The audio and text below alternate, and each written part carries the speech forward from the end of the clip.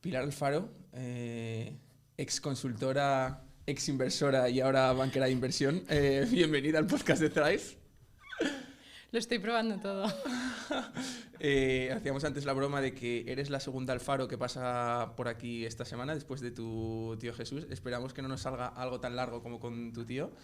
Tienes menos experiencia y menos rollo, yo creo, entonces... Espero que tengas que cortar menos trozos. Sí, eso también. Oye, nada, mil gracias. Bueno, Pilar es una de las mentoras y profesoras de Thrive más míticas, que lleva con nosotros el CIAD Cero, que encima... pues yo la conocí porque se interesó por el proyecto, no porque lo haya conocido de antes, o sea que te aprovecho para agradecértelo aquí, que no te lo agradezco lo suficiente. Vamos a hacer un podcast sobre consultoría, donde tú has trabajado casi 4 años, para un poco la gente que esté interesada, darle un poco unas pinceladas y que vea si es algo que le interesa. Entonces, antes de nada, no sé si nos puedes contar en 3 minutos, pues...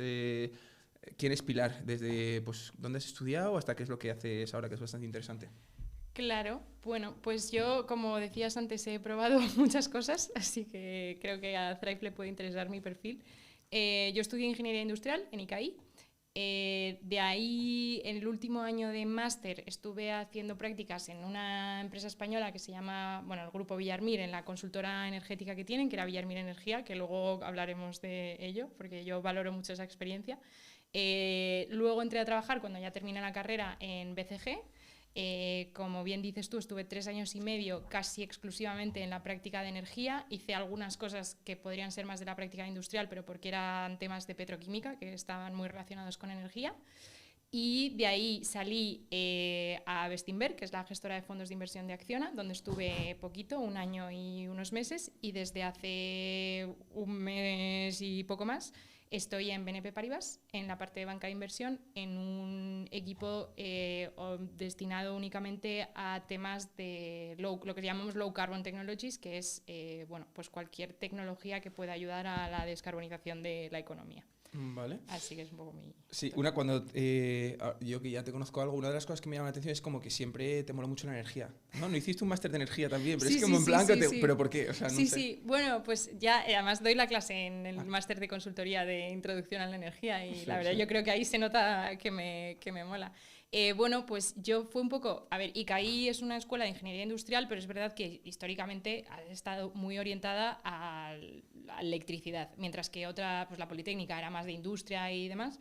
Pues ahí caí, bueno, de hecho lo llamaban los electrocuras, o sea, era como, sí, los electrocuras. Entonces, tiene una orientación muy fuerte a temas eléctricos, no energéticos, eléctricos.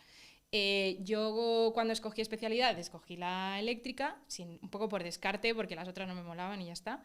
Y bueno, y ahí empecé a conocer un sector que me pareció la pera, porque me parece, esto lo cuento en la clase, que es yo creo que con el sector financiero, que es ahora el que estoy conociendo, con diferencia el más complejo, pero creo que el sector financiero sí que tiene la fama de ser muy complicado y tener, bueno, eso, y que nadie lo entiende y los bancos nos engañan y esas cosas.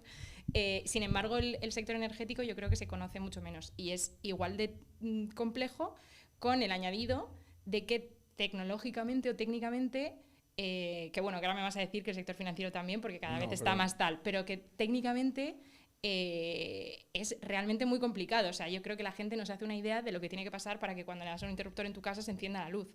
Entonces, esa parte técnica como que me fascinó, todo el sistema de control que hay para que las cosas funcionen me parece como alucinante. Y ya cuando te empiezas a meter en la parte económica, la parte regulatoria, los mercados, o te metes en temas de commodities y demás, es que es súper amplio, muy interesante y además justo a mí me coincidió que empezaba todo el tema de la transición energética, que estaba como muy en boca de todo el mundo, cómo vamos a resolver este problema. Y bueno, como que me fascinó, me quedé como un poco y desde entonces dije, oye, pues si es que quiero aprender más de esto, hice el máster, yo hice el doble máster en Ingeniería Industrial con el máster en el sector eléctrico, que lo que te da es complementar la parte técnica con un aspecto económico, regulatorio y demás.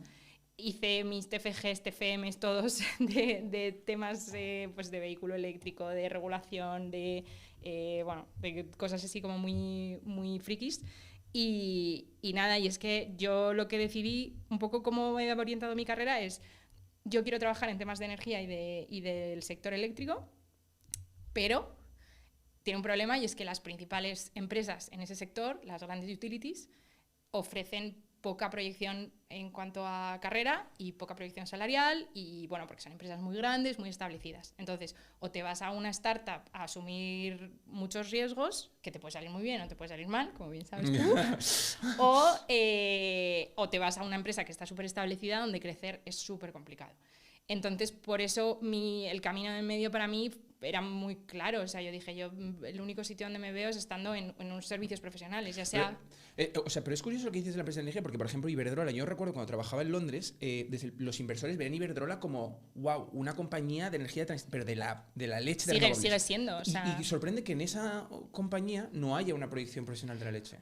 Bueno, porque al final es una empresa enorme. Es una empresa enorme donde hay muchísima gente y para mí lo que tienen es que la fuerza laboral está sobredimensionada. O sea, el trabajo que tú vas a hacer en Iberdrola si entras de junior es la mitad o un tercio de lo que te toca hacer en una banca de inversión o en consultoría. Uh-huh. Entonces, aprendes mucho más despacio, tienes a un montón de gente a tu mismo nivel y es una pirámide que se estrecha hacia arriba. Entonces, la gente muy buena, estoy segura de que acaba llegando, pero se llega más lento y desde luego aquí, vamos, o sea, yo esto lo sé, es así, los salarios de directivos de empresas estas, por ejemplo Iberdrola, tienen un techo, salvo que ya llegues a presidencia a niveles muy altos y tal, ser director en una empresa de estas, tienes un techo y yo, bueno, pues era más ambiciosa, ya está, ¿sabes? O sea que no está mal, es fenomenal, pero...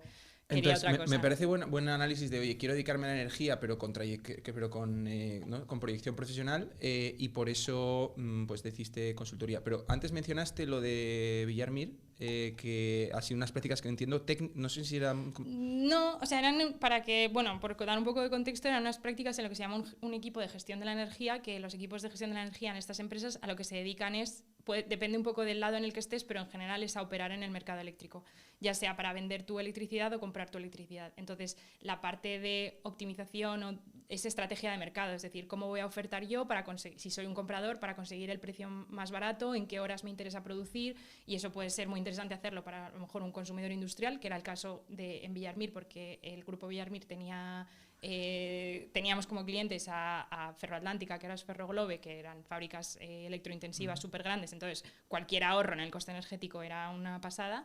Entonces es tu estrategia de mercado para optimizar tus costes, y si eres un generador, por ejemplo gestión de la energía en Iberdrola, pues puede ser súper interesante porque tienes un embalse y tienes que elegir en qué horas viertes agua, en qué horas no viertes agua para capturar los precios más altos. Uh-huh. Entonces, yo valoro mucho esas prácticas porque me interesó mucho ese tema, pero sobre todo las valoro porque, que esto también lo cuento en los cursos de consultoría, yo había hecho el proceso de BCG cuando estaba en la carrera y en segunda ronda, o sea, me quedé en segunda ronda. Y el feedback es que te falta curtirte, te falta hacer prácticas, te falta aprender a trabajar. O sea, que decían, la materia prima la vemos, pero eres muy junior todavía.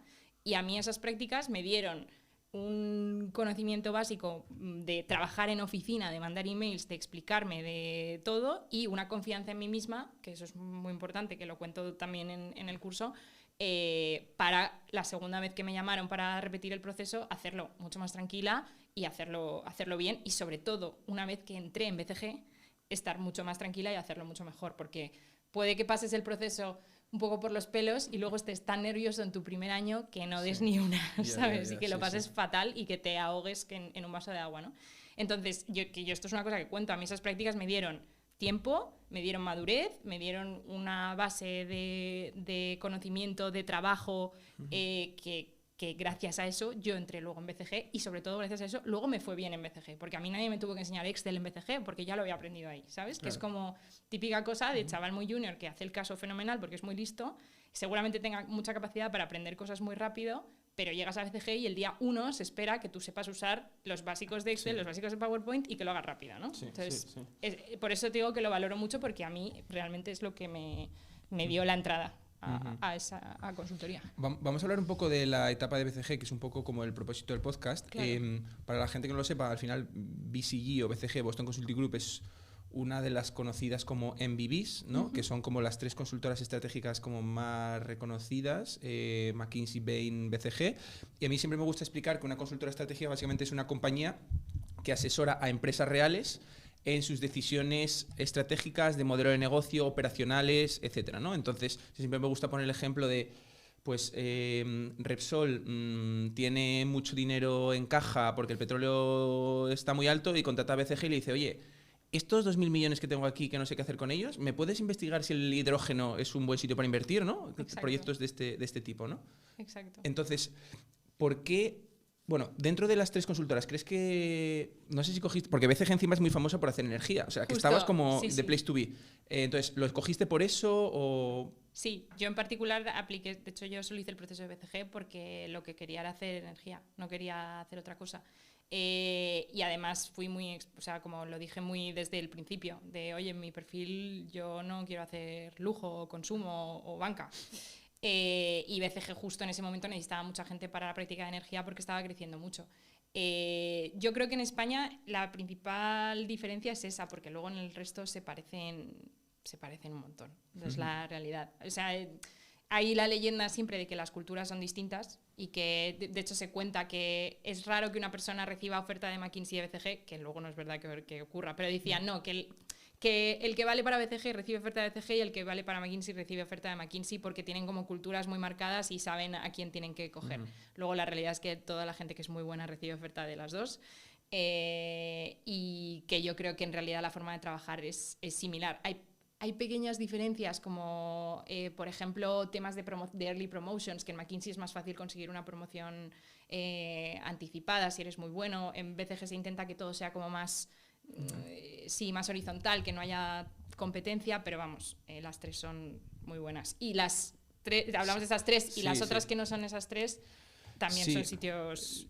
Vamos. Yo creo que eso también es importante destacarlo porque primero nosotros trabajamos desde Thrive no solo con estas 3, trabajamos con muchas otras y claro, es fácil referirse a estas 3 porque como hay este término de MBB pues es como fácil, ¿no? Pero nosotros trabajamos, para la gente que no conozca el sector, Oliver Wyman, Kearney, Roland Berger, luego los departamentos de estrategia de Big Four, que mucha gente piensa que las Big Four es como Big Four y no, Big Four tiene distintos equipos, tiene Strategy & que es el de Price, Monitor que es el de Deloitte, KPMG Deals que es donde mete la parte de estrategia y luego igual que tiene Parthenon, ¿no? Entonces todos son súper sitios, pero sí que es cierto que como MBB es como fácil referirse a ellas, ¿no? Y yo creo que...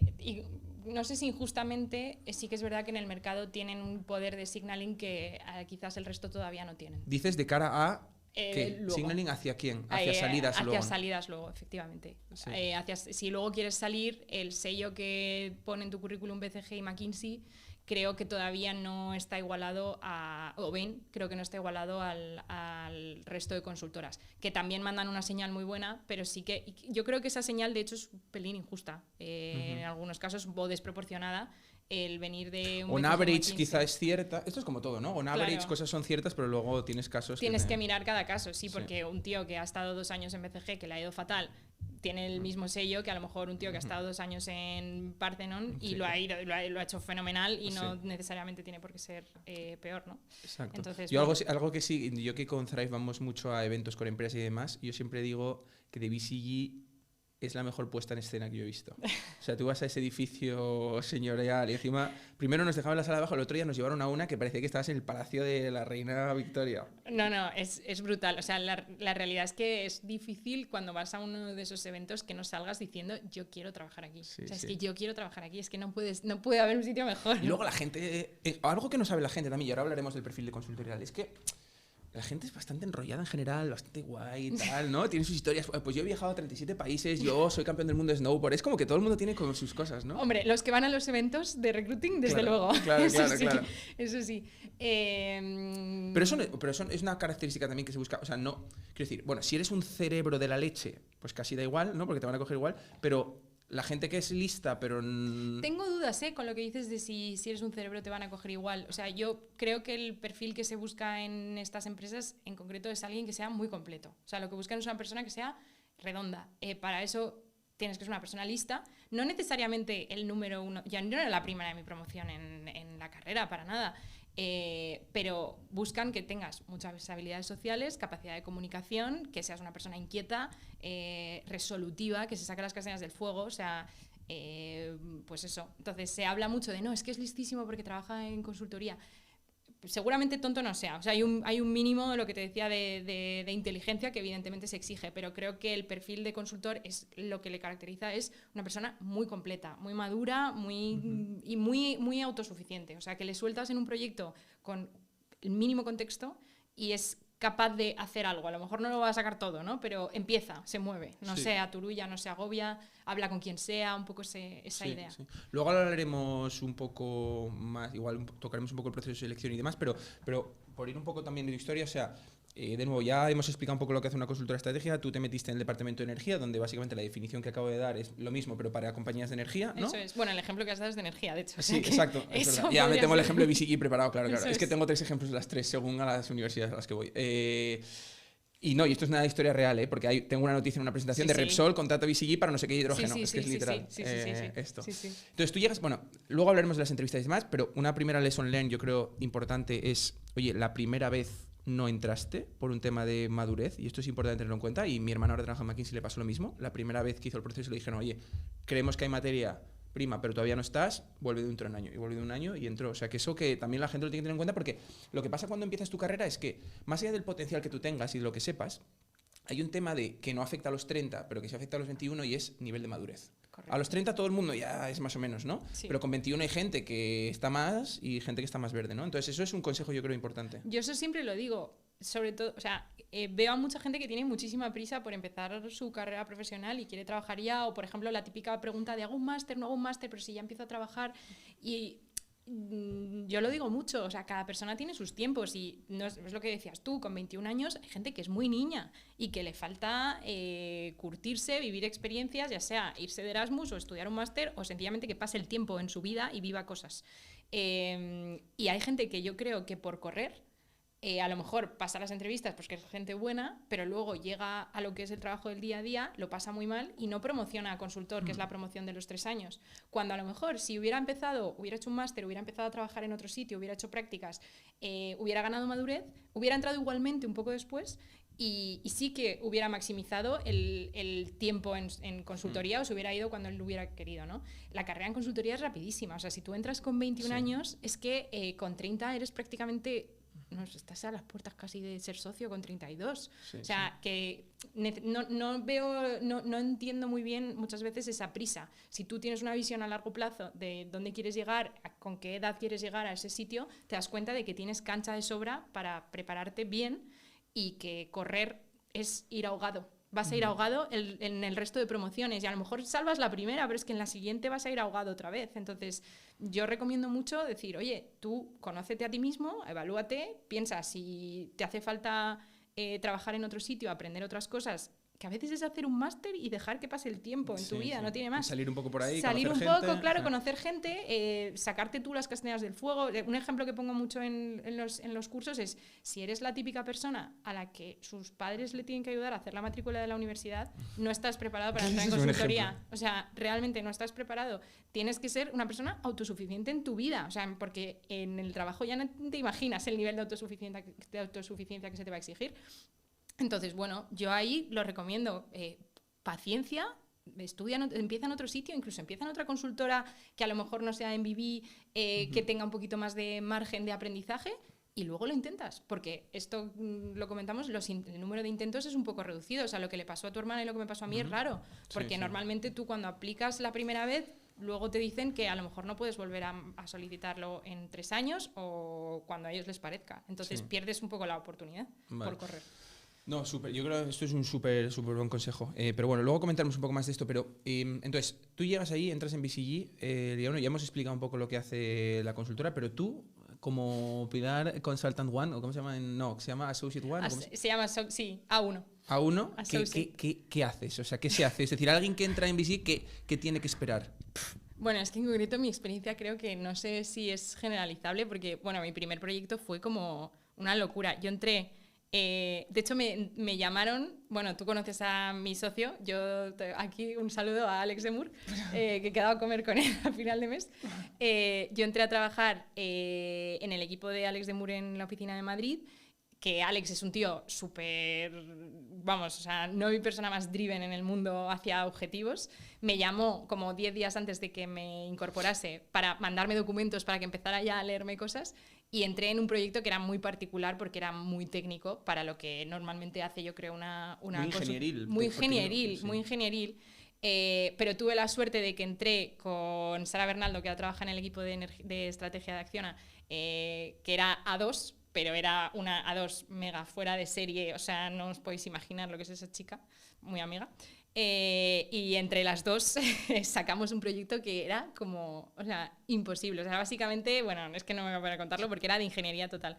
Pero bueno, o sea, mi aterrizaje fue, pues eso, o sea, forzoso total, o sea, proyecto difícil, con poco equipo, porque éramos ella y yo prácticamente solas, un poco con un senior, pero que no estaba.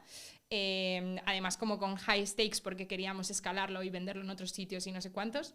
Y esos fueron mis primeros 3 meses donde dije, ¿qué es esto? O sea, qué locura. Pero lo bueno es que, y esto siempre lo digo, yo hice un equipo con Sara, que creo que, vamos, ahora somos amigas del alma, y me lo pasé fenomenal. O sea, y tengo recuerdos, horas saliendo tarde, horas sí. Intempestivas, reuniones de esas con el cliente que dices, madre mía, nos han dado por todas partes, pero aprendimos un montón y ya te digo que es que lo mejor de estas empresas para mí es la gente con la que trabajas, que suena a topicazo, pero es que es real. O sea, trabajas con gente que es, pues lo que decías, que es gente genial. O sea, es gente con la que te dicen, no, que te vas a quedar atrapado en un aeropuerto de 16 horas y dices, pues que no me importa porque me cae muy bien, ¿no? Pues es eso. Mi hermana siempre dice que la gente infravalora lo importante que es el fit. En estas consultoras, ¿no? La gente se prepara ahí los casos de la leche, pero luego le cuentan, cuéntame una situación o tal, o demuestra, y lo haces fatal, ¿no? Y mi hermana, que también hace entrevistas para Thrive, mucha gente me dice, en 30 segundos ya sabía que no era fit, por cualquier cosa, ¿no? Entonces esto, importante. Y también el caso de Alex Moore es una persona que es ingeniero... Es ingeniero químico. Ingeniero químico en una universidad. A mí me encanta su perfil. El caso de Alex es genial porque es ingeniero químico por la Universidad Rovira y Virgili de Tarragona. Que yo no sabía que existía hasta que conocí a Alex de Moore. Creo que es, si tú ordenas las universidades de más target a menos target, es posiblemente del top 3 por abajo. O sea, sí. Cero target. Él, bueno, es un fuera de serie, o sea, tiene una cabeza espectacular.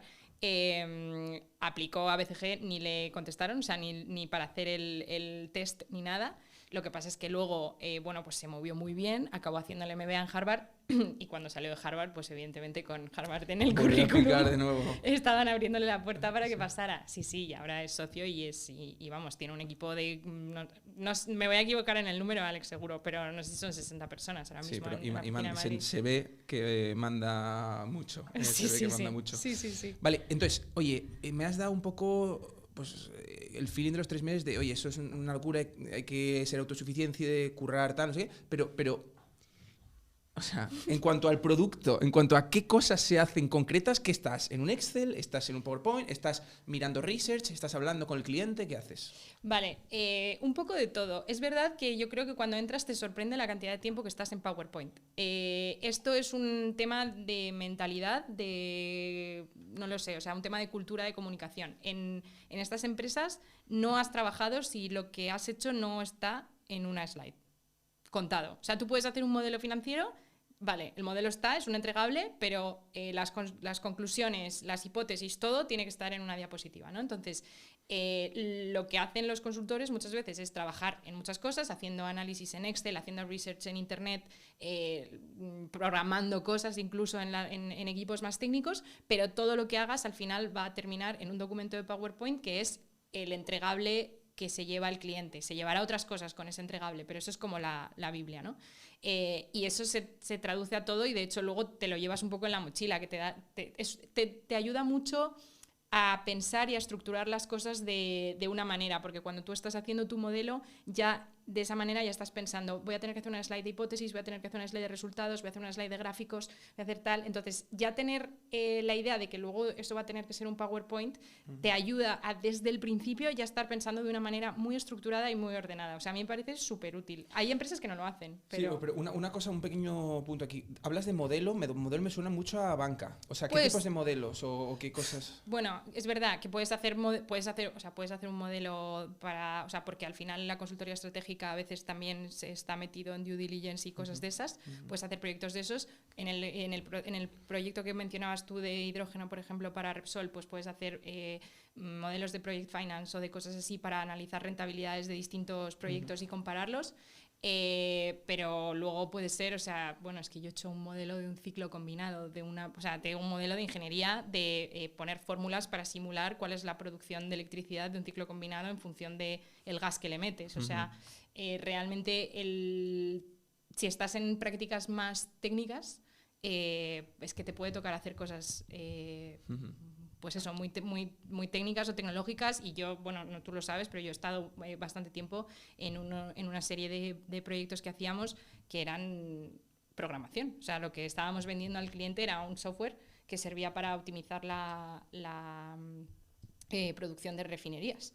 Entonces, depende un poco también de tus preferencias y de dónde te quieras meter. Yo, como tengo ese perfil de ingeniera y me gusta, pues he tendido a coger proyectos más quizás lo que se llaman de operaciones, pero no de operaciones fáciles, de operaciones muy complicadas. Si eres un perfil más generalista, que te gusta más pues la parte de negocio, incluso la parte financiera, pues a lo mejor estás haciendo proyectos más de estrategia pura. O sea, eso es algo bueno que yo creo que si estás en una práctica suficientemente amplia, como puede ser la de energía, tienes capacidad para elegir y para moverte en un rango de proyectos muy grande. O sea, porque al final esto es una matriz, ¿no? A la hora de pensar en los proyectos de consultoría, que una parte es industria y luego dentro de cada industria qué tipo de proyecto, ¿no? Exacto. Entonces, industria, para que la gente lo entiende, pues energía, telco, consumer, banca, bla, bla, bla, bla, bla, bla, ¿vale? Healthcare, sí, eso es. O healthcare, exacto. Y luego, en la parte de tipo de proyecto tienes desde temas operacionales, ¿no? De cómo mejorar el output de una planta de no sé qué. Claro, desde temas súper operacionales, como yo un proyecto que hice era, por ejemplo, un grupo empresarial que tenía distintas empresas, como en un mismo parque empresarial, imagínate, pero eran empresas distintas y cada una se dedicaba a una cosa distinta. Pues buscábamos sinergias en el proceso productivo para optimizar un poco la colaboración entre esas empresas, porque al estar cerca pues decías, oye, imagínate, si tú emites CO2 y yo utilizo CO2 como materia prima, pues oye, pues porque lo estoy... un tubo aquí me lo pues era un poco eso, en plan, oye, ¿se puede construir un tubo de aquí a aquí? ¿Cuánto cuesta? ¿Sabes? Un poco... Sí. Que son proyectos que son muy chulos porque consisten en... No es que te lo inventes tú, te sientas con mucha gente de muchas empresas a que generen ideas y tú lo que haces es ordenar esas ideas, intentar ponerles un número, intentar ver si son factibles o no, priorizarlas y devolvérselo al cliente en plan, oye, esto es todo lo que podrías hacer, yo empezaría por aquí, lo implementaría así, tal, tal. Eso es muy operacional, o sea, ahí te metes en el barro de decir, pero por aquí puede ir un tubo o hay una fibra óptica que no nos deja construirlo, ¿sabes? Cosas así. Y eso es un tipo de proyecto. ¿Y qué otros proyectos puede haber? Luego tenemos los proyectos clásicos de estrategia, que son, cuando hablamos de estrategia al final es porque son decisiones de alto nivel de la empresa, pero puede haber muchas cosas. Puede ser directamente hacer un plan estratégico, oye, ayudar a la empresa a definir su visión a 5 años o a 7 años. También tienes... Oye, con números de crecimiento, claro, en dónde tienes que invertir. ¿Dónde voy a estar dentro de X años? ¿Qué es lo que voy a hacer para llegar allí, ¿no? Y cuáles son mis iniciativas, dónde voy a crecer, dónde voy a invertir y todo eso. Un poco alto nivel. Pueden ser cosas más concretas como, vale, una vez que he decidido que voy a invertir en hidrógeno, ¿cómo voy a invertir en hidrógeno? Me voy a comprar una empresa que ya tiene algo de hidrógeno, voy a invertir de cero, voy a hacer algo greenfield yo solo, voy a hacer una joint venture con no sé quién y voy a buscar un socio, ¿no? O sea, ¿cómo aterrizas eso a una cosa real? O muchas veces es, oye, es que me quiero comprar una planta de metanol. Búscame plantas en el mundo. Entonces te dedicas a buscar plantas de metanol en el mundo y ver si estarían dispuestos a venderlas, ¿sabes? O cuál sería el precio al que estarían dispuestos a comprarlas si sale el business case, ¿no? O sea, es al final eso, ayudar a decisiones que son muy alto nivel, con mucha incertidumbre y donde lo que buscas es intentar abarcar el mayor número de escenarios posibles, intentar darle al cliente como toda la información posible, porque tú no sabes tú no sabes cuál va a ser el precio del metanol de aquí a 5 años, pero oye, si el precio del metanol fuera nosotros haríamos esto, si el precio... Vale. ¿No? Entonces es como dar soporte a decisiones muy alto nivel. Y de eso hay mucho, pero también depende, como te decía, de un poco de la práctica en la que estés, porque yo estaba en una práctica que era muy amplia, tenía mucho negocio y podíamos como tocar muchos palos. Si estás en una práctica pequeña, que es incipiente en España, que hay poco negocio, pues vas a hacer lo que entre, no puedes elegir. Entonces... La gente habla mucho también de los proyectos de due diligence, que no sé si a ti te ha tocado alguno. Sí, yo no he hecho. Gracias a Dios. No, o sea, los proyectos de due diligence yo creo que tienen, bueno, son súper interesantes porque al final estás metido en una operación. Sí, por dar un poco de contexto, y ahora me dices lo que dale, opinas, pero por dar un poco de contexto, al final, cuando hay una transacción corporativa, es decir, una empresa compra otra empresa, o un fondo compra una empresa, o un fondo compra un activo determinado, pues antes de ponerle muchos millones, haces un análisis muy, muy detallado, más allá de las cuentas anuales o de los números oficiales, ¿no? Ese proceso de análisis detallado se llama due diligence, y una de las partes de la due diligence es la due diligence comercial, ¿no? Que el resumen es: oye, este business plan que me está presentando el vendedor, ¿me lo creo o no me lo creo? ¿Va en línea con lo que está haciendo la industria, sí o no? Y entonces contratas a alguien muy experto, ¿no? Que en 2 semanas, 3 semanas, pues básicamente intenta buscar huecos en ese business plan, de una manera como muy resumida, ¿no? Sí, y luego sí. hay due diligence de otro tipo, de legal, fiscal, etcétera, ¿no? Entonces, esos proyectos, Pilar dice, por suerte nunca ha estado, porque lo que se comenta es que son muy intensos, ¿no? Porque tienes a un fondo o a un comprador que... Porque hay un deadline que ni de coña se va a mover. Claro. O sea, ese deadline es fijo y normalmente tienes 3 semanas, 2 semanas, no tienes más, un mes como mucho. Entonces, la parte más es que son muy intensos, pero comentabas que también se aprende mucho y crees que es una buena... Son muy interesantes porque yo creo que son operaciones en las que, como decías, hay una due diligence legal, hay una due diligence fiscal, estás metido en una operación que tiene muchas patas y verlo desde dentro es algo que en consultoría, si estás en banca de inversión, pues a lo mejor vives más ese ambiente, pero yo creo que en consultoría no lo vives tanto. Aprendes un montón porque es que a lo mejor te haces experto, pero mega experto en el sector de las resinas de árboles en 4 semanas, ¿sabes? O sea, aprendes a una velocidad brutal, pero claro, es muy exigente. Es muy exigente, pero bueno, yo creo que son proyectos muy bonitos. Y lo bueno es que en general cuando estás en una due, luego te dan días de descanso o tal. O sea, es como que a la gente que hace due se la cuida para que vaya como picos y valles. Pero sí, proyectos y luego due diligence también se puede hacer, por ejemplo, due diligence para la parte vendedora, que es, oye, nosotros, por ejemplo, yo no las hice, pero sí que veía proyectos de ese tipo que podían ser como el vendedor... o ni siquiera el vendedor, en plan, vamos a emitir un bono, por ejemplo, y entonces para no pagar tanto interés queremos convencer al mercado de que nosotros en X años vamos a tener estas sinergias de costes y vamos a mejorar en esto y hacer un business plan que no sé cuántos. Pues el estudio de las sinergias o el estudio de la reducción de costes, pues se la pides a una consultora estratégica que pone como su sello, en plan... Luego hay un proceso mucho más grande de presentar la compañía a los inversores que la hace un banco de inversión, pero la parte como más de negocio dentro de ese proceso pues lo hace una consultora estratégica. Y además de esto de due diligence estratégico y operacional, ¿hay algún tipo de proyecto así que merezca la pena? Bueno, están cada vez más metiéndose en temas de digital. Entonces, digital, ¿qué puede ser? Pues de nuevo... Que no esté una señora apuntando las cosas en una libreta, ¿no? Eso es. O sea, dentro de digital, en realidad no sé si ponértelo como un tipo de proyecto, pero porque también dentro de digital están como las 3 estructuras que acabamos de mencionar, porque tú puedes tener un proyecto digital que sea transformación digital, que es como hacer el plan estratégico de la compañía, pero solamente desde la parte digital, que consiste en decir cómo vas a ser más eficiente en tus procesos incorporando todo lo que sean nuevas tecnologías en tu operación. ¿Qué es lo que dices? Pues puede ser, oye, es que esta señora lo que hace es apuntar todos los días una libreta, lo que tal, pues no. O es que llama por teléfono pues vamos a hacer una iniciativa que sea digitalizar esa parte. O luego puedes tener, eso es como la parte más alto nivel, luego tienes como pues más lo que es al barro, que es, oye, realmente, ¿cómo puedo digitalizar este proceso? Y les haces una propuesta de, pues por ejemplo, vamos a hacer una app de fidelización para el cliente y tú no desarrollas la app, pero sí que piensas pues los programas de fidelización, cómo sería la estructura de la app, las pantallas, luego hay un equipo de desarrolladores que lo hacen, pero la parte de user experience, de interacción con la aplicación, pues sí que lo puedes hacer. Y un poco eso, o sea, para mí digital es como un cajón desastre muy grande porque ahora yo además justo en la práctica de energía, que es una industria que tradicionalmente ha sido muy analógica, hubo un boom de negocio brutal porque de repente querían ponerse las pilas y meter digital en todo porque veían que se estaban quedando atrás. Entonces tuvimos mucho negocio de eso. Y luego las consultoras estratégicas tienen equipos que no me acuerdo ahora cómo se llama el de McKinsey.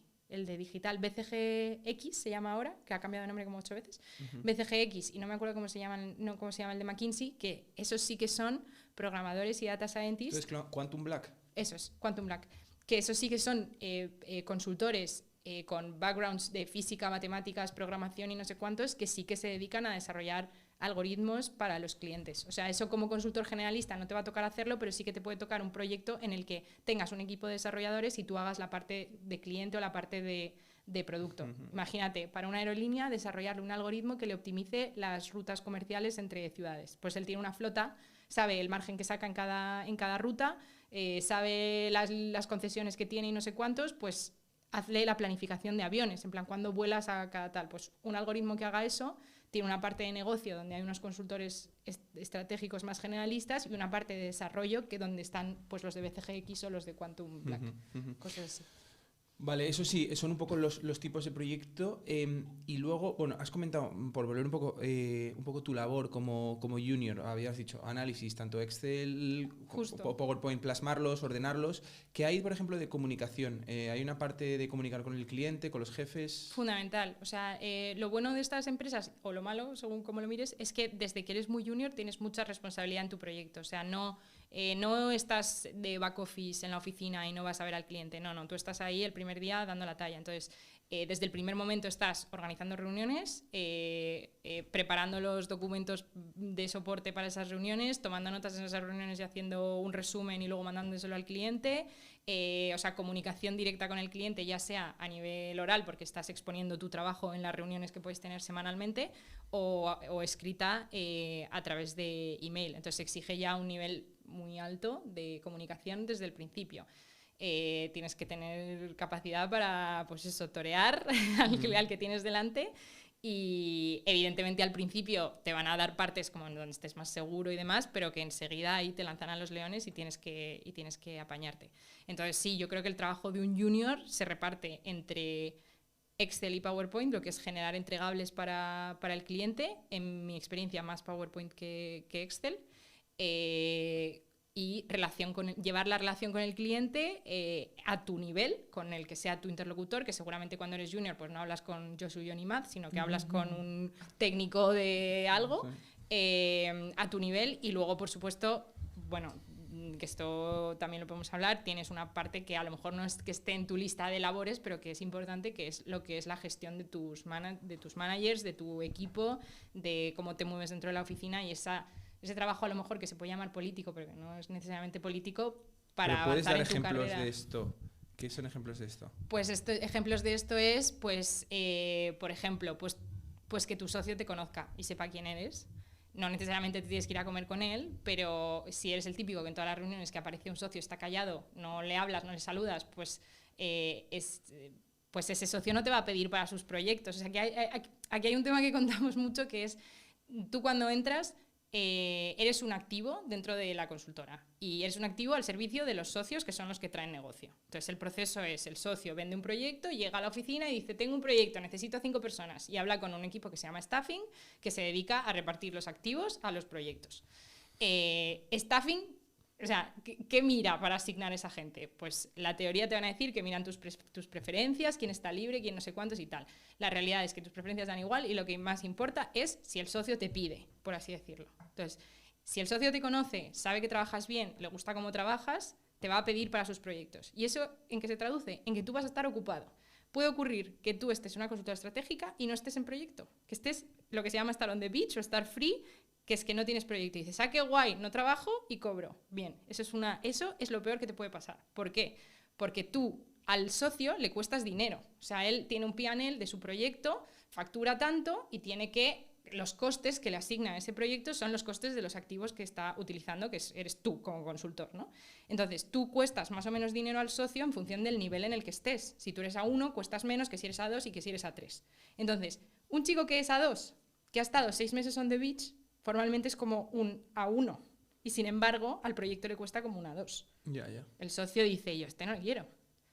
En cambio, un tío que ha estado ocupado a muerte, que tiene una O sea, básicamente lo que estoy diciendo es, oficialmente su título es de A2, por lo tanto me cuesta más, sin embargo me va a producir como un A1. Me va a producir como un A1 porque en esos primeros años de carrera, 6 meses de experiencia se notan un montón. Claro. Entonces, ¿qué cosas tienes a favor tuyo para que te cojan? Que el socio te conozca y que le guste cómo trabajas y que te pida. O sea, que cuando Staffing le diga, está libre Pepito Pérez, diga, sí, ponme a ese que me gusta. Y segundo, que él no te conoce, entonces mira tu track record, dónde has trabajado, qué notas has tenido y demás. a lo mejor has tenido todo súper buenas notas, pero si ve que tienes un hueco de 6 meses donde has estado haciendo propuestas o haciendo nada, dice, este va atrasado y me va a costar. Dame una 2 que haya estado que haya estado a en full. más proyectos. Claro. Ya. Entonces, tu objetivo cuando entras allí es estar ocupado siempre. Mucha gente dice, no, es que no había proyectos que me gustaran, entonces no sé cuántos. Eso es una bola de nieve, porque en el momento en el que estás desocupado, empieza a aparecer en tu track record que has estado desocupado, ya no te cogen, no sé si me explico. O sea, y si encima te toca una época de vacas flacas, ¿qué pasa? Que no hay mucho negocio, porque pues de repente cuando empieza el COVID o no sé cuántos, o cuando empezó el tema de la guerra de Rusia, que las empresas se asustan y dicen, no me voy a poner ahora a gastar dinero en cosas que no sean esenciales, en una época de vacas flacas, pues es que esos 3 meses se convierten en 9 meses. Y 9 meses es que lo mismo no promocionas ya por ese hueco en el momento de A3, AC1, porque no tienes a nadie que dé un brazo por ti en el comité de promoción, no has fidelizado con ningún socio a lo mejor que te rescate, o sea, que hay una parte política importante que es estar ocupado, encontrar el equipo en el que te sientes más cómodo, el equipo o equipos que pueden ser un par, y empezar a construir esas relaciones con los socios y con los managers para asegurarte de que tienes tu caminito hacia arriba. Esto, porque me lío a hablar, pero sí. Que esto, aquí hay una cosa que contamos que es en función de cuál sea tu estrategia dentro de la consultora. Esto se reserva para el curso de Thrive. Se reserva para el curso de Thrive, me parece bien. Pues nada, apuntaos y os lo cuento. No, pero una cosa, sobre este tema de promocionar y que te vaya guay y tal, ¿cuáles dirías que son como las 2 o 3 cosas no evidentes que te hace que te vaya muy bien? Bueno, una es esta, para mí, lo de moverte dentro. Te lo escuché una vez en una clase y nunca lo había pensado. Digo, joder, es verdad que como estés ahí on the beach mucho tiempo, te conviertes en un paria. Total, o sea, una es moverte tú dentro, moverte y buscarte cosas. Y si hace falta porque no tienes proyecto, pues es que vas al despacho de un socio y le llamas a la puerta y le dices, quiero trabajar contigo, ¿sabes? Una es moverte bien dentro. Para mí, luego hay una parte de... lo comentábamos antes, o sea, que se pone muchísimo el foco en la inteligencia o en las capacidades analíticas y demás, y que yo creo que una cosa que es casi más importante es madurez, capacidad de organización, anticipación y demás. Entonces, que tú en el día a día no te obceques tanto en hacer tu Excel perfecto, que también lo vas a tener que hacer perfecto, pero sino en pensar, anticiparte un poco a las cosas que puedan pasar, estar un poco pendiente de tu equipo. Ejemplos, vais todas las semanas a cliente y todas las semanas hay que reservar una sala. Joder, reserva tú la sala todas las semanas y sabes que hay que hacerlo, ¿sabes? Pues anticípate, porque esa es la típica cosa que le hace la vida súper fácil a tu manager, porque de repente se da cuenta de que este tío es que está pendiente y lo hace y se queda contigo, se queda con tu cara. Entonces, ser como resolutivo y anticipar las cosas que puedan pasar. La actitud tiene que ser siempre de todo es mi trabajo, o sea, nunca jamás puedes decir es que eso no es mi trabajo, no era mi parcela o no me lo habías dicho. Es que qué buena expresión esta. Tiene que ser al revés, todo es mi trabajo, o sea, todo lo que pasa en la empresa es tu trabajo. Entonces, cuanto más alerta puedas estar, más pendiente, y que si se te ocurre una cosa, estás viendo un problema, oye, es que me he dado cuenta de que hemos puesto la reunión el mismo día que tenemos no sé qué. O sea, lo tienes que decir, es que lo tienes que decir, no puede ser, es que no me he dado cuenta, o me he dado cuenta pero no lo he dicho porque no era mi responsabilidad. Sí. No, aquí todo es tu responsabilidad. Esa actitud de ser súper proactivo yo creo que es fundamental, porque lo peor es que es lo que se espera. O sea, que ya ni siquiera llega a un punto en el que es que sea un plus. No te suma. Te suma, es que es lo que ocurre es que no te resta. Sí. Y nada, y en general eso, o sea, ser ordenado y ya está. No sé si hay algo más que diga a veces que se me ha olvidado. No, si lo dices también se queda para las clases. ¿Y cuáles son como... Bueno, probablemente esto sea como un espejo de lo que acabas de decir, pero por si acaso te queda por decir algo más, errores que has visto cometer a tu alrededor, a gente? Que igual es básicamente pues, el contrario a lo que acabas de decir, ¿no? Bueno, quizás yo creo que el error más común es darle demasiada importancia al trabajo.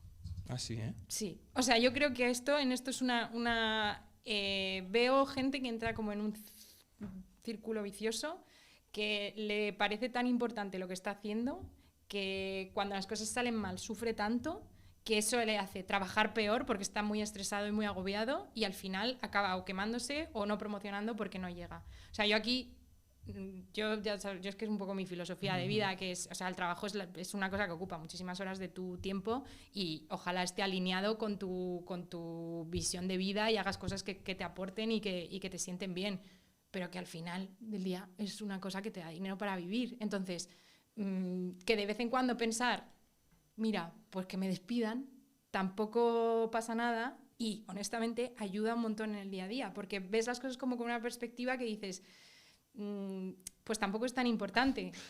Y yo creo que eso te da capacidad de supervivencia, te lo juro, dentro de las consultoras. Para poner cosas con perspectiva, yo siempre recomiendo ver documentales del espacio y la galaxia. Por ejemplo. Para darte cuenta que dices tú, tía. Estaba pensando eso, que tú te piensas en ese momento que el Excel que estás haciendo es como la cosa más importante que va a pasar en tu vida y es, honestamente, es muy probable que tu Excel acabe en una carpeta de alguien, que lo miren 4 veces, que al final decidan no invertir y no sirve para nada. Entonces es como, haz bien tu trabajo, evidentemente, pero tampoco hasta el punto de que te consuma la vida y la energía, porque eso lo único que pasa es que te hace que no aguantes. Entonces, de nuevo, una cosa que además Alex lo dice mucho, Alex de Moore, que es, tienes que tener visión a largo plazo. Entonces, tú tienes como una energía limitada que tienes que saber dónde la pones, es como tu recurso. Entonces, si quieres llegar a socio, si quieres llegar a socio y llegar al punto más alto en consultoría, tienes que aguantar un ritmo muy alto durante muchos años. Entonces,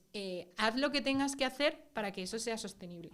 Y desde luego pensar que eres la última Coca-Cola del desierto y que la estrategia de Cepsa depende de tu numerito en el Excel, yo creo que eso te pone una presión que hace que te quemes y que te acabes yendo antes de tiempo, ¿no? Entonces, para mí ese es el mayor error. Qué buena esta también. Lo que pasa es que es lo que tú dices, es difícil combinar, no darle mucha importancia y a la vez tomártelo en serio, ¿no? O sea, porque, no sé. Bueno, o a lo mejor es como un sweet spot de importancia. Claro, porque siempre se puede hacer mejor, ¿no? O sea, quiero decir, yo lo veo ahora mucho cuando tienes una startup, realmente podrías estar trabajando todo el rato continuamente, porque siempre hay alguna cosa que hacer, ¿no? Y tienes que decir como, vale, hasta aquí y ya lo hago mañana el resto. Es el típico, es una cosa que decía mucho un compañero mío en BCG, que es el 80-20, ¿no? O sea, con un 80% del esfuerzo, con un 20% del esfuerzo consigues el 80% del resultado y el 20% restante te va a suponer un 80% de esfuerzo. Entonces, para.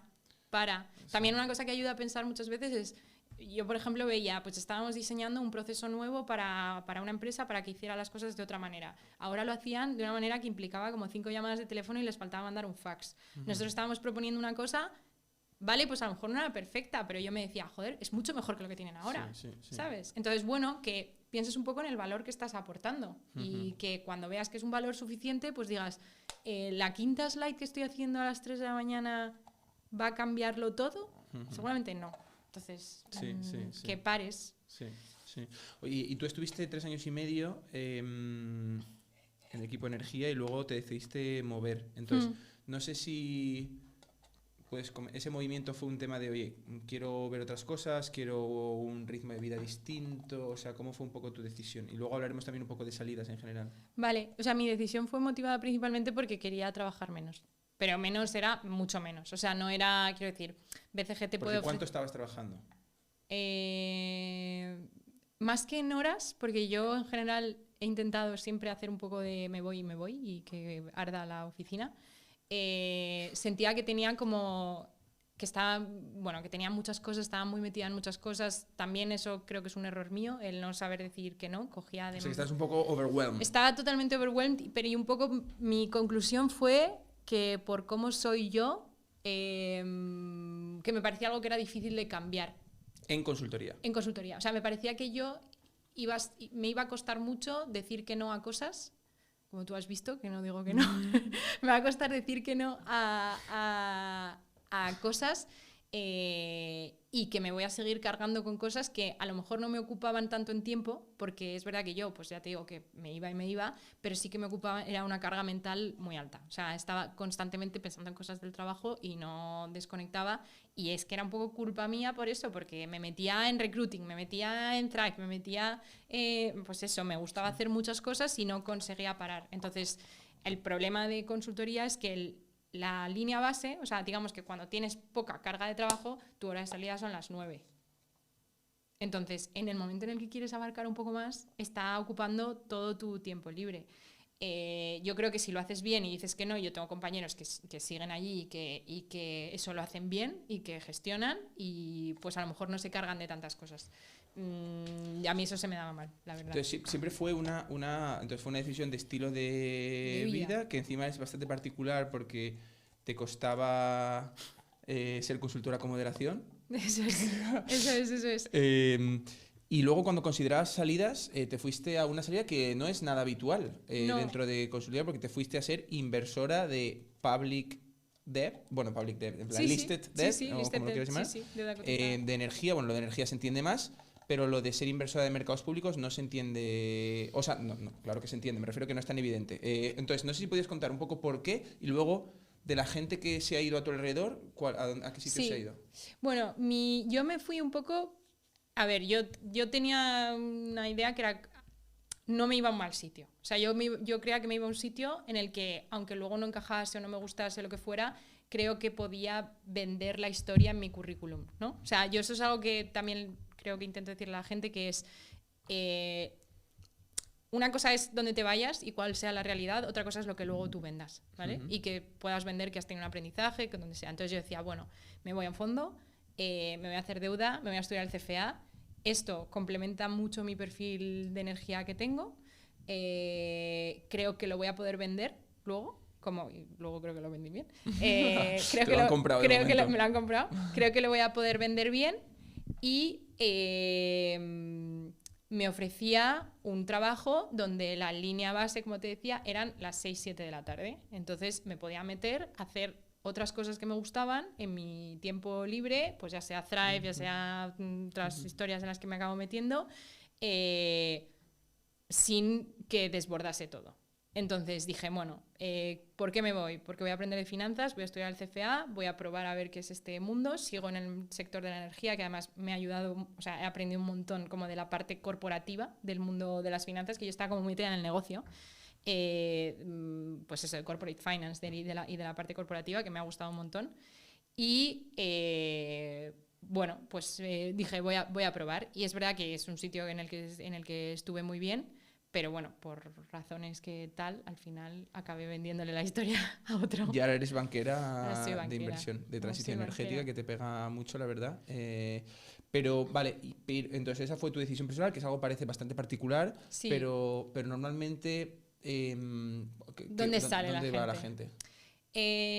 Bueno, pues yo creo que la gente se va mucho a... Fíjate, antes se decía que la gente se iba a clientes, pero yo creo que cada vez menos. Me da la sensación de que hay un tema de que la progresión de carrera en clientes es tan distinta que o te vas ya en un puesto bastante senior, o sea, o sales de project leader o de principal para entrar en un puesto de verdad directivo alto, o sigues entrando como a mitad de tabla en esas empresas.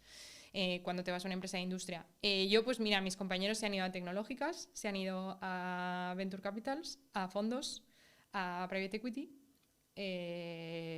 un poco a empresa, a family office, o sea, a empresas que por proyección quizás están parecidas a consultoría, pero donde a lo mejor tienen un poquito mejor vida.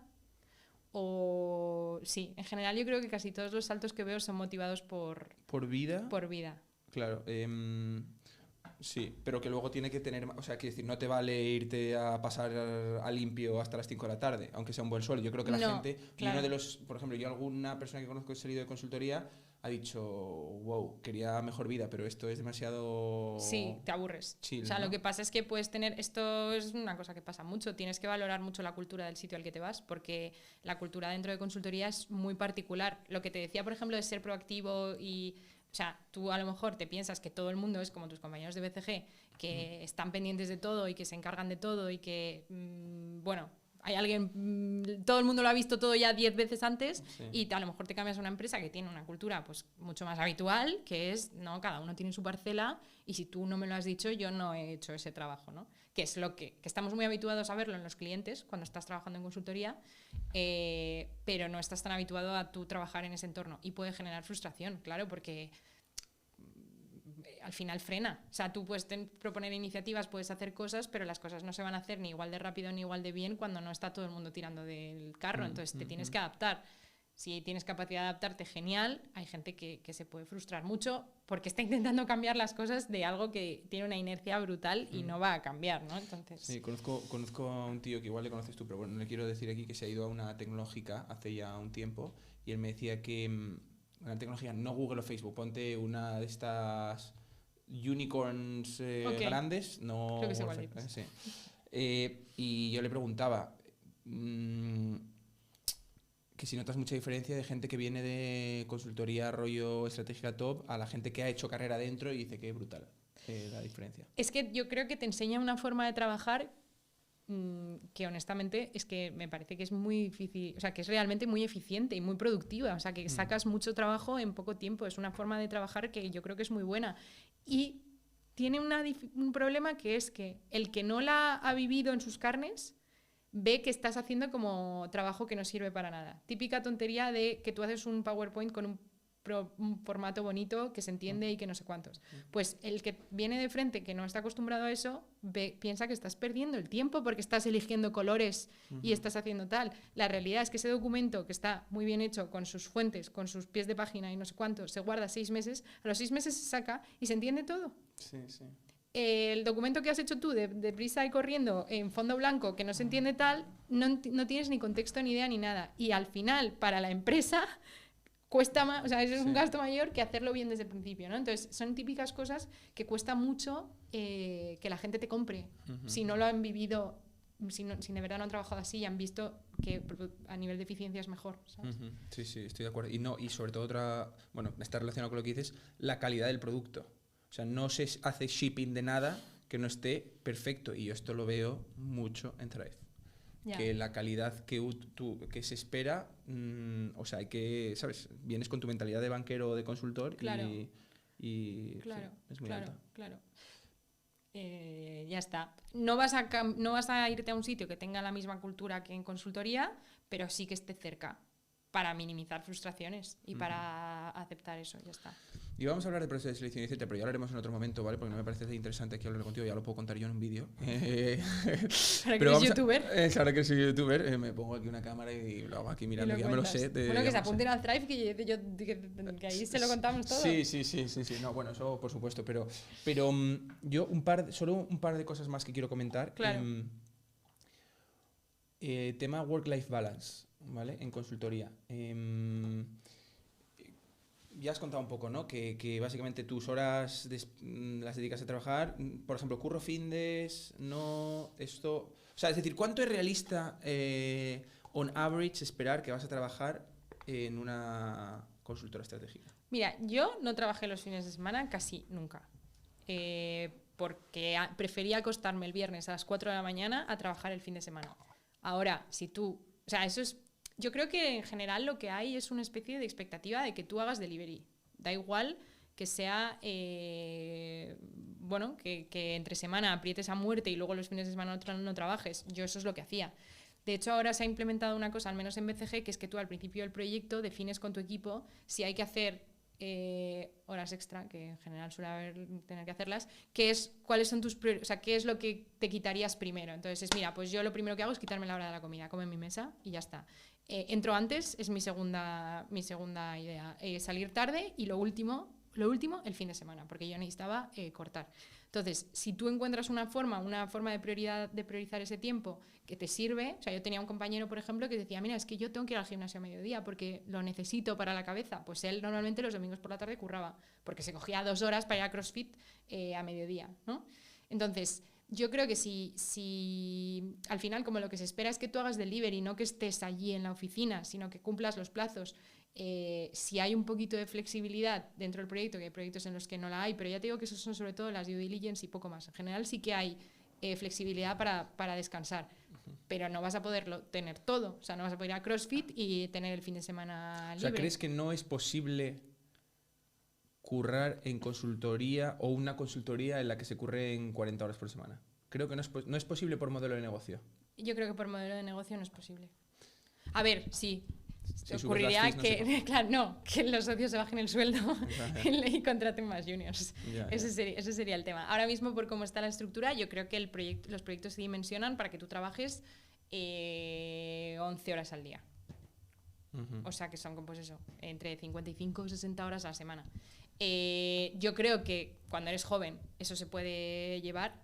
Incluso, al final tienes project leaders y tal, que tienen familia, tienen hijos, lo que hacen es tener una flexibilidad brutal. Yo tuve un jefe que en mi opinión se organizaba fenomenal, que se desconectaba todos los días a las 8 de la tarde porque cenaba con sus hijas, las bañaba y no sé cuántos, y luego pues a las 11 se volvía a conectar y a lo mejor estaba de 11 a 12. Eso para él era sostenible. A mí conectarme a las 11 de la noche después de haber parado 3 horas me deprimo. O sea, estoy abriendo el ordenador y llorando, o sea, así. Entonces, bueno, yo para mí, fines de semana súper protegidos. Eso sí, festivos, creo que los he trabajado todos. O sea, habré hecho un día del Pilar alguna vez. Porque era el Pilar. Y poco más. En general, las vacaciones, por ejemplo, tema de vacaciones. Las vacaciones se cogen en los periodos oficiales, que son Navidad, Semana Santa y verano. ¿Que te quieres coger el día de tu cumple? No. Pero se respetan en general, porque en banca no se respetan mucho, ¿eh? No. Bueno, o sea, se intenta, ya te digo, verano se respeta, se intenta yo recuerdo un viaje a bastante. Israel, chaval, con mis amigos en Israel, conectándome ahí en un cibercafé. Ostras. Para meter unos comentarios. Se intentan respetar, yo creo, cada vez más. Semana Santa es muy fácil que te la fastidien. Creo que en Navidad, al menos una semana, suelen respetarla. Yo creo que la que más se protege es la de verano, porque es la que te permite como de verdad desconectar. Pero sí, o sea, Semana Santa yo no lo he hecho ningún año, creo. Y podrías, y así como ya concluyendo, el mejor y peor momento que recuerdas de consultoría de los 3 años y pico. El mejor...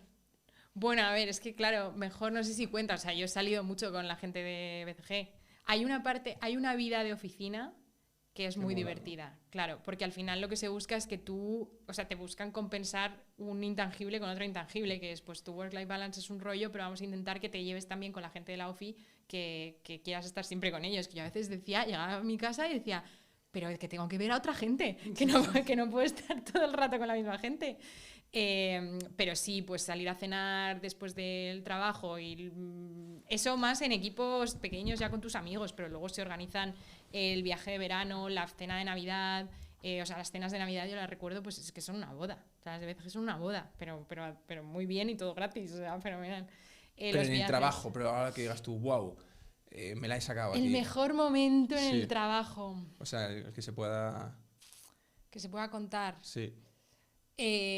No sé si puedo dar detalle, pero en general es muy satisfactorio cuando el cliente te felicita. O sea, y eso pasa, ¿sabes? Cuando felicitarte como equipo, y a mí en concreto me ha pasado que me han felicitado individualmente. O sea, estamos muy contentos con el trabajo que ha hecho Pilar. Pues oye, yo pues, a lo mejor soy un insecure overachiever y eso como todos. Y eso es alimento para mi autoestima. Eso es fantástico ser un insecure overachiever. O sea, esos momentos, yo creo que cuando todo este trabajo y todo este esfuerzo en general suele traducirse en que el cliente acaba contento con el trabajo, y ese momento después de decir, oye, pues hemos terminado el proyecto, nos hemos ido del cliente, el cliente está muy contento. Encima, muchas veces incluso construyes una relación personal con el cliente. O sea, yo me he pasado... Pues no creo que escuche esto, pero oye, por si acaso. Yo me he pasado muchas horas en la refinería de Repsol de Cartagena con José Miguel Ortega, que es el director de programación de la refinería, y hombre, pues al final te acabas llevando muy bien, ¿sabes? Y tienes como una relación de confianza, y eso pues eso es muy gratificante, porque son como, bueno, añadidos del proyecto que normalmente no cuentas con ellos. Y el peor... Pues el peor en general para mí era la frustración de saber que era imposible que cumpliéramos con plazos o con entregas, sobre todo cuando estás trabajando con cosas que no son PowerPoint, porque al final PowerPoint lo aguanta todo y es cuestión de echar horas. Cuando estás haciendo un modelo, cuando estás haciendo algo de programación, que no te salen los números, que no sabes qué es lo que falla, es la 1:30 de la mañana, entregas a las 8 y la sensación de decir, es que no, o sea, es que ni aunque me pase toda la noche sin dormir, esto se resuelve, ¿sabes? Eso es muy frustrante, y depende de quién sea tu jefe, pues te puede decir, vete a la cama, no pasa nada, o te puede caer una bronca, o a lo mejor... Yo también lo recuerdo como los peores momentos, claro. de decir, cuando ves que dices, tío, no soy... es que no sé lo que... Es que no llego, es que no sé lo... Es que aparte, es que no sé lo que tengo que hacer. O sea, sí. Y me dicen, ¿te puedo ayudar? Digo, si es que no es cuestión de manos, es cuestión de que venga aquí alguien y me ilumine. Sí. Y a veces te toca, que para mí es lo peor, el ir a reunión con cliente y decir... que no lo habéis hecho, que no habéis cumplido, que no habéis llegado y no sé cuántos. Porque además, bueno, pues eso pasa muchas veces, que que eres tú el que lo tiene que decir, que no viene aquí tu socio a tal, que pues si eres tú el que lleva la relación con el cliente para lo bueno y para lo malo, ¿no? Entonces pues tienes que comerte, que te den caña en la reunión, que te digan que no puede ser, que tal, que no sé qué y ya está. Y una última cosa, la gente pregunta mucho por el tema de viajar y tal, y el otro día, porque a mí, o sea, una de las cosas que me parece una putada de consultoría, por decir una cosa mala, que creo que ahora pasa menos, es el hecho de que tú trabajas en un cliente, ¿no? Entonces, históricamente se iba mucho al cliente. Ahora creo que cada vez menos. Cada vez menos, yo creo. Pero se iba mucho al cliente. Entonces, es como que, tío, no puedes elegir dónde vivir, quiero decir, yo en banca vivía al lado de la OFI y sabía que iba a la OFI el 99% de los días y luego uno iba. Ya. Pero en consultores no. Y ahora me toca en Arturo Soria y otro no sé qué. ¿Y a qué gimnasio voy? Si es que... Y luego el tema de viajar, ¿vale? Y el otro día mi hermana me dio una estadística que me dejó loco. Mi hermana está ahora en Estados Unidos haciendo como una especie de intercambio.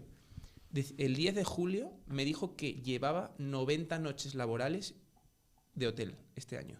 Wow. 90. Es decir, es que te sale el 70% de los días laborables más o menos de viaje. ¿Tú viajabas tanto? ¿Se viaja tanto? ¿Es una putada viajar? ¿Mola que te manden ahí a Riyadh a un hotel 5 estrellas?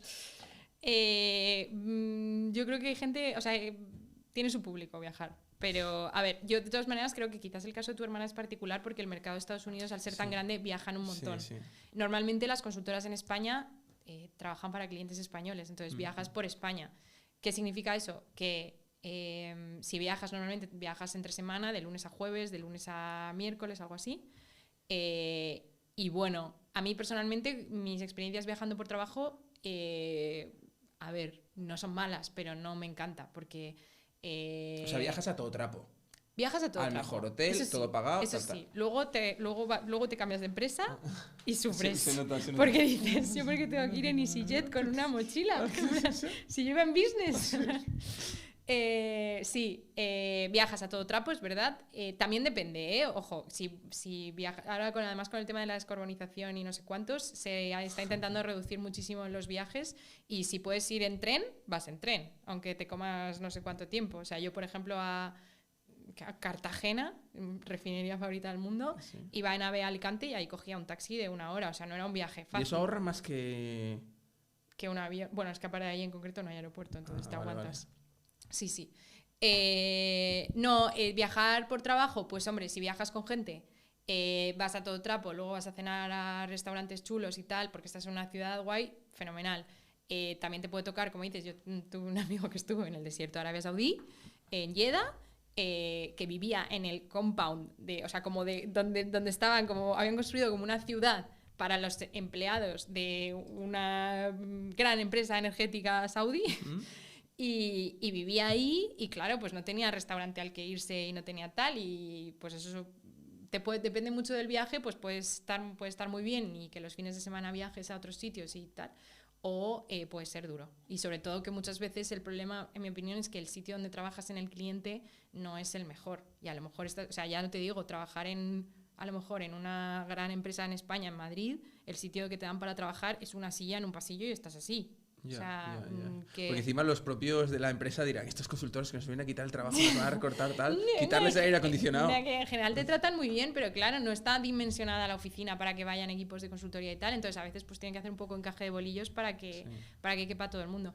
A mí, yo creo, de todas maneras, cada vez se trabaja más en remoto, en eso el COVID estuvo, o sea, una ventaja, una mierda, pero bueno, que una ventaja es que se ha digitalizado todo el mundo, entonces empresas que antes no tenían videoconferencia, ahora tienen Teams, está fenomenal, pero y te quita la mierda esa de tener que ir a trabajar en una silla en un pasillo, porque para eso te quedas en tu casa y no puedes tener las mismas reuniones. Viajar, si trabajas con clientes internacionales, sigues teniendo que viajar y eso depende un montón del destino. O sea, evidentemente no es lo mismo que te manden a París, como estuvo tu amigo Andreu, o que te manden a Rumanía, a un pueblo perdido porque el fundador de no sé qué empresa nació allí y no quiere mover, ¿sabes? Como si te mandan a Arteixo. En plan, pues a lo mejor te encanta Galicia, pero te mandan en enero a Arteixo, eres un consultor francés y estás allí y dices, no tengo dónde. Y no sé si conoces a Pablo y a Miriam de Bain, que colaboran con Zarif, llevan 8 meses en Perú, o sea, es que llevan, y digo, pero Pablo, ¿tú no estás hasta el culo de estar en Perú? Y dice, pues no, pues de puta madre, no, tío, Perú es de los mejores destinos. Yo tengo unos amigos que llevan un montón de tiempo en Colombia empezaron en un hotel, ahora están en un piso rollo compartido tal, y no te quiero contar. O sea, uno va a pedir el transfer a la oficina de Bogotá, te lo digo. Sí, esa es la parte buena.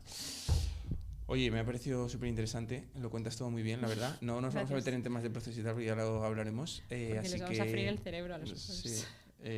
Muchas gracias por venirte hasta aquí, además. Nada. Y nada, pues ya nos Como veremos siempre. en la próxima. Eso es. Gracias, Pilar. A ti.